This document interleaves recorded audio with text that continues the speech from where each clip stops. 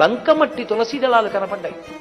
కనపడితే గబగబా వెళ్ళి వెంకటరమణుని అడిగాడు. ఆయన మాట్లాడుతుండేవాడమ్మ, ఏమిటి మీ పాదాల మీద బంకమట్టి తులసి దళాలున్నాయి, రోజు సువర్ణ తులసి దళాలతో పూజ చేస్తాను కదా.